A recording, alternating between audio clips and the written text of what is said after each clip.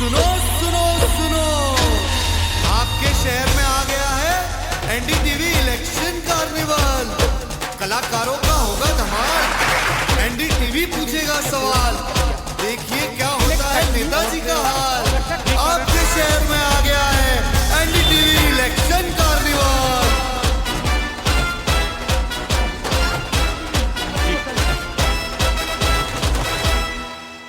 After covering over 4,300 kilometers across many states, the NDTV election carnival has now reached Gujarat's biggest city, Ahmedabad, and right now we are at Sabarmati riverfront.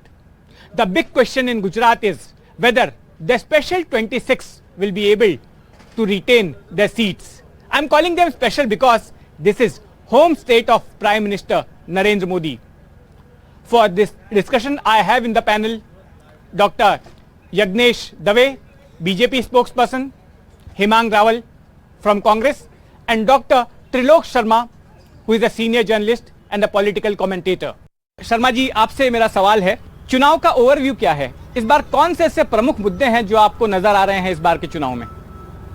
जी, सबसे पहले तो गुजरात की इस धरती पर NDTV की team का बहुत बहुत स्वागत, अभिनंदन। 2014 और 2019 के चुनावों में तो लोकसभा में 26 की 26 सीटें भाजपा ने जीती हैं।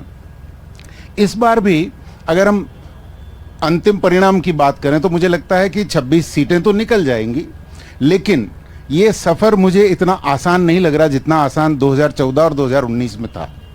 कारण बहुत सारे हैं, मैं एक एक करके कुछ कारणों को बताना चाहूँगा, लेकिन उससे पहले क्योंकि ये नेशनल प्लेटफॉर्म है, गुजरात के बारे में थोड़ा बता दूँ। गुजरात देश की आर्थिक शक्ति में महत्वपूर्ण योगदान देने वाला प्रदेश है।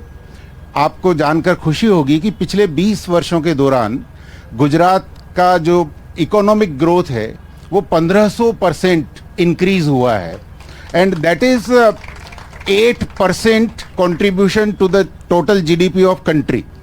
पूरे भारत देश की जो टोटल जीडीपी है उसका 8% योगदान गुजरात से जाता है। गुजरात न केवल अपनी सांस्कृतिक विविधता और एकजुटता के लिए जाना जाता है, बल्कि यहाँ की डेमोग्राफी, यहाँ की टोपोग्राफी, यहाँ का कोस्टल एरिया, यहाँ की सतरंगी संस्कृति और सबसे बड़ी बात कमिटमेंट और उद्यमशीलता यहाँ के लोगों की अपनी एक पहचान है। और इसी वजह से गुजरात, जब भी भारत की बात होती है, जब भी भारत के इकोनॉमिक ग्रोथ की बात होती है, तो गुजरात का जिक्र जरूर से होता है। मैं कांग्रेस के रावल जी के पास जाऊंगा। रावल जी, आपके सामने बड़ी चुनौती है, जैसा कि अभी डॉक्टर शर्मा ने भी बताया कि एक गढ़ को भेदना है, बीजेपी के गढ़ को भेदना है, और ये बीजेपी का गढ़ बीते 30 सालों से मजबूत रहा है, तो कैसे आप भेद पाएंगे? दूसरी बात ये कि जैसा इन्होंने ही कहा अभी कि बीजेपी का कांग्रेसीकरण हो रहा है, कांग्रेस के कई दिग्गज नेता जो है आपकी पार्टी को छोड़कर चले गए, बीजेपी में शामिल हो गए, यहां तक कि अर्जुन मोढवाडिया पोरबंदर के, इतना बड़ा नाम, एक वफादार नेता, एक बड़े नाम, वो तक छोड़कर बीजेपी में चले गए। तो ऐसे में आपको कितना चुनौतीपूर्ण लग रहा है ये? देखिए, सबसे पहले तो लोकशाही में एक जमाने में जब राजाशाही थी तब सिर काट के सत्ता हासिल की जाती थी, अब सिरों को साथ में लेके सत्ता हासिल की जाती है। ये पहली बात। आने जाने की बात है तो मैं ये कहूँगा कि यहाँ तहजीब बिकती है, यहाँ फरमान बिकते हैं। तुम दाम तो फेंको यारो, यहाँ ईमान भी बिकते हैं।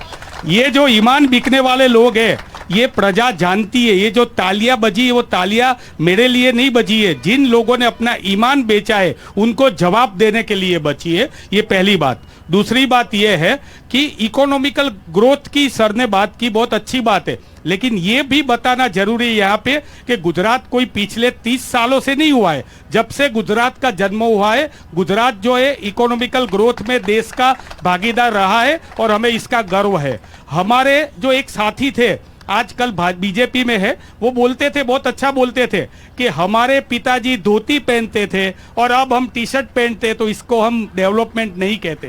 कांग्रेस का थिंकिंग क्या है? इकोनॉमिकल ग्रोथ की जगह हम इकोनॉमिकल डेवलपमेंट को मायने रखते हैं तो ये जो बात है, गुजरात की जनता जो है, यहाँ की जनता व्यापारी दिमाग की है, ये भलीबाजी जानती है कि किस तरह से भारतीय जनता पार्टी ने अपना काम इस तरह से किया हुआ है। आपने बहुत सारे सिटिंग एमपीज का टिकट काट दिया, कई नए चेहरे दे दिए, 14 दिए जहां तक मेरी जानकारी है, आधे से लगभग आधे आपने अपने उम्मीदवार बदल दिए। तो कहीं ना कहीं ये बीजेपी की उस आशंका को नहीं दर्शाता है कि नतीजे पहले जैसे नहीं होने वाले? भारतीय जनता पार्टी परिवर्तन में मानती है, नए लोगों को चांस देती है। ऐसा नहीं कि जो मुझे टिकट मिला, मैं जब जिंदा रहा तक तो मैं चलता रहा, फिर मेरा बेटा आएगा, फिर उसका बेटा आएगा। ये कांग्रेस में चलता है। भारतीय जनता पार्टी में ये परिवारवाद या परंपरा ऐसे नहीं चलती। दूसरी बात जो इन्होंने बताई कि लोकशाही की हत्या की करके एक सीट जीत लिया। भारतीय जनता पार्टी ने पहला सीट जीता है 1952 से आज तक में ये निर्विवाद पहला सीट हुए। इससे पहले 1952 से आज तक 20 सीट कांग्रेस की निर्विवाद जीती गई थी। उस टाइम लोकशाही की हत्या नहीं थी। 2 सीट नेशनल कॉन्फ्रेंस ने जीती थी, ऐसे ही उस टाइम लोकशाही की हत्या नहीं थी। 2 सीट सपा ने जीती थी, उस टाइम लोकशाही की हत्या नहीं थी। आज जब भारतीय जनता पार्टी ने सीट जीती तो लोकशाही की हत्या, ये मेरे गले भी नहीं उतरता, पब्लिक के गले भी नहीं उतर। दूसरी बात इन्होंने बताई, जो आप बोल रहे थे कि, और ये बोल रहे कि जो कांग्रेस छोड़ के जा रहे हैं, लोगों ने तालियां भी बजाई कि वो गद्दार लोग हैं, तालियां बजाई कि गद्दार लोगों के लिए तालियां हैं। तो मैं ये बात बताना चाहूँगा कि आज से तकरीबन 40 साल पहले भारतीय जनता पार्टी को पूरे देश से 5-6% वोट मिलते थे। नागरिक भी यही थे, देश के वोटर्स भी यही थे, सब लोग यही थे। उसके बाद वही वोटर्स भारतीय जनता पार्टी को वोट देने लगे। फिर 33% वोट लेके भारतीय जनता पार्टी 2014 में भी आई, 40% से ज़्यादा वोट लेके एनडीए के साथ भारतीय जनता पार्टी फिर से आई 19 में। तो क्या वो भी वोटर्स जो चेंज हुए, वो मतदार चेंज हुए, वो भी भारत के थे? वो पाकिस्तान से तो आए नहीं थे वोट देने के लिए। क्या उनको भी आप गद्दार बोलोगे? उन्होंने भी भारतीय जनता पार्टी को मत दिया है, पहले वो कांग्रेस को दे रहे थे, तब वो अच्छे थे। So this was all in today's NDTV's election carnival. Gujarat is going to vote on May 7th. So NDTV appeals to you that go out and vote and participate in the festival of democracy.